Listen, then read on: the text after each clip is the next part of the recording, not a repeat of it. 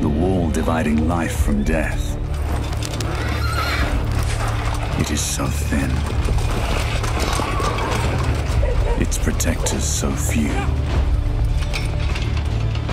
But for so few, such terrible strength do we possess. The inspiration for the world of the Order 1886 comes from multiple different things. Of course, there are stories, little ideas that we've been, living with for a long time. There's, visuals that we've been adhering to, from the way certain movies are shot. There's a lot of different things that make up this game. It's not one single source, definitely. And as much as, sometimes we hear the word, being described as steampunk, we call it, the reason why we call it Neo-Victorian is because it's hard for us to basically adhere to a notion that's already existing, because people already have preconceived notions of what that could be. For us, Neo-Victorian just meant, hey, New Victorian, what are we going to do? What is it going to be that Neo-Victorian is? And for us, it's this grounded reality, something that's true and real, that feels real, with a slight twist, that you look at it and you can almost not discern what it is that is not real in there.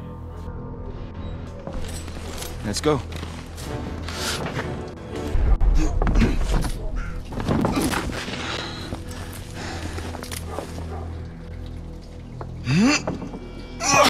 Lafayette! Not to worry, monsieur. I'm all right. So when we decided to make this game, and especially this story specifically, inside the world of what the Order is, I mean, we had to basically start at the very beginning. How did this war all start? Very early on, more than 1,000 years ago, when humanity and half-breeds basically split off, as a change, between the two species, and they wage a war against each other for supremacy, mainly dominion supremacy, which is usually what happens in the world, with any kind of country fighting another one. Hundreds of years go on, the half-breeds really kind of push humans away from certain areas, but it's not until the Industrial Revolution that humans finally have the weapons to come back and hit back at the half-breeds.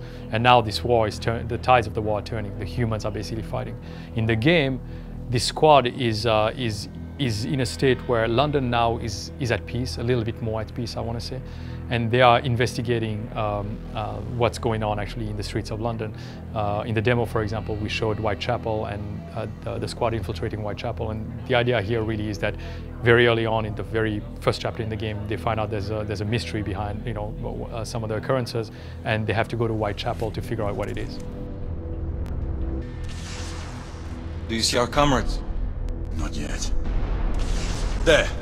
It must be them. We needed to have our own idea of what Next Gen was going to be. I know there's a lot of expectations from a lot of people, and for us, that whole idea really kind of was encompassed in this term filmic.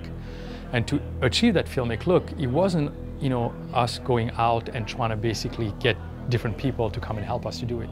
The funny thing about it is that we lived with each other really before this game started for a while. We knew who we were, as far as the art director, the design director, me, the programming director, and every other member, all the leads, every member of the team. We knew who we were. We knew our strengths and we knew our weaknesses, and we knew what we were looking for the next game. So the funny thing about building this and bringing this to life was that we were really relying on the strengths of all the members of the team. So the lenses, the feel of the lighting, the material system, all of these little things, they all come from these people that we know.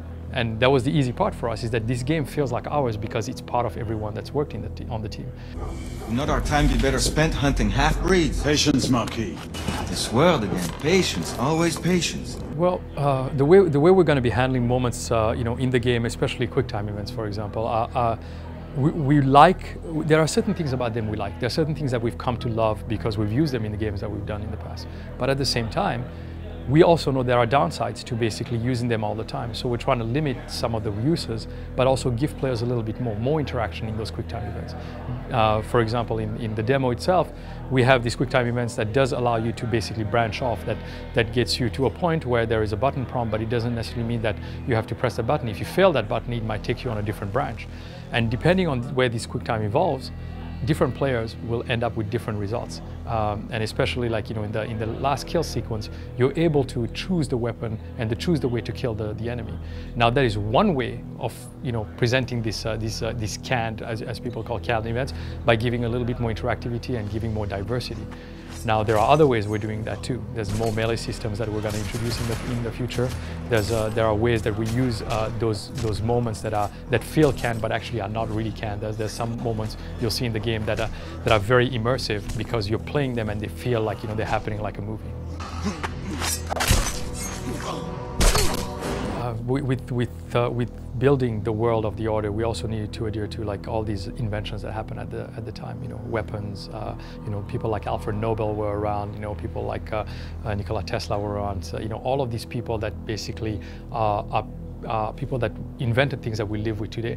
At the same time, we also saw that a lot of their technologies back then were things that could be evolved into something that's believable even in that era. For example, in the game we use a monocular, and that monocular is not only a looking glass, but it also used to give a signal out, a Morse code signal out, from it. We have so one of the other ones, the communicator. Is the communicator, over the air really real? We have made contact.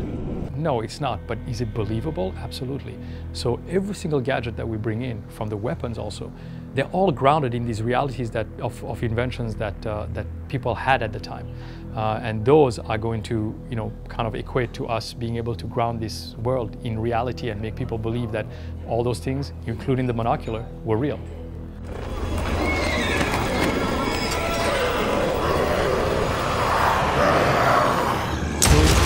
The interesting part about building a world that's kind of almost like, that has a certain mysticism about it, is that not only are the inventions kind of like a twist in there, but there's also the supernatural. We've actually kind of hinted at the supernatural with the first trailer we showed at E3. People do bring up the idea of how far is it going to go? Is it going to be magic? We don't go there. We don't want to go there. Magic is something where I think where it's hard for us to basically make it believable. The supernatural oftentimes can be believable, and still today people live with the supernatural and people live in the belief that the supernatural really is there. So we always strive to basically walk that fine line of like how far can we push it. And you'll see there are things in the game we're pushing kind of the barrier on certain of those things, but there's always a test that we have back at work, which is telling ourselves, do I believe it? We'll present it to other people in the company and they'll kind of go, yeah, you know what, you're pushing the envelope, like what are you doing? And at that point we dial back. So we will stay away actually from what we see as fantasy and magical, but we will definitely basically draw from supernatural to basically bring that edge to the reality that we're building. For all of us, an age of scientific marvels. And yet, underneath the brass and steel, the old struggle endures. Well, when talking next gen, there are certain things that this game actually has tried to do and that the PS4 has delivered on. For example, it's just the immersion factor by having those cinematics roll into gameplay so easily. We always have to sacrifice a little bit of one or the other to make sure that you don't have this disconnect. I think current generation games are getting there and they're basically showing some really cool tricks to basically make that happen. I think the PS4 is really the first time that, at least for us, we've been able to show that there is no gap. It's seamless. It's what you see is what you get. The trailer that we showed at E3 was in game. I know a lot of people actually questioned it. I did read the press back then, and I was like, all right, well, if you believe that, that's fine. Give us time, and we'll actually show you gameplay. And today we're showing it, and the PS4 delivered on that. It's like we were able to put this on the platform that allowed us to kind of deliver the message we wanted. This filmic, immersive, game that was full of moments, of gameplay intertwined inside the story.